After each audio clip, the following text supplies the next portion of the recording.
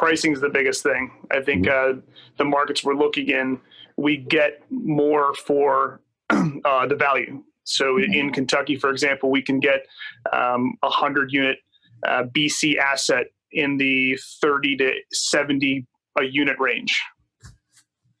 Okay. You can't get that in Morgantown. You can't get that in New Jersey. You can't get that in the tri-state area in New York. That's right. And a lot of the numbers don't work here. So you have a very difficult time making it where you're buying on actuals in New Jersey. And a lot, of course, of the brokers are trying to push you on the huge appreciation play here. And that's not our model. We buy in actuals. We're not looking out. We hope we can meet these returns by increasing rents and doing other points with expenses. However, our returns are still working based on the actuals that we've ran on the property, how it's actually performing today. So it's all gravy. If the property gets better and we're able to get more income out of it, perfect. We've done a better job. If we're able to cut down expenses somewhat, great. But we buy the properties in the areas based on how they're performing, not how they could perform. Great. Yep. Great. Do you have anything else to add, Kevin?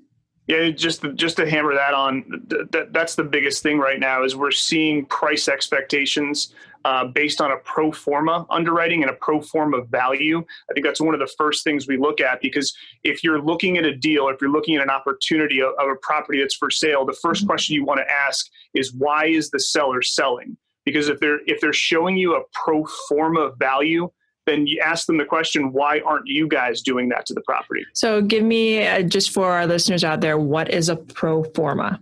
So if they're projecting rent increases based on capital improvements 3 to 6 months out, it's basically what they're anticipating the new market rents to be for those units based on the improvements. So essentially, what could they rent the units out in the future, not actually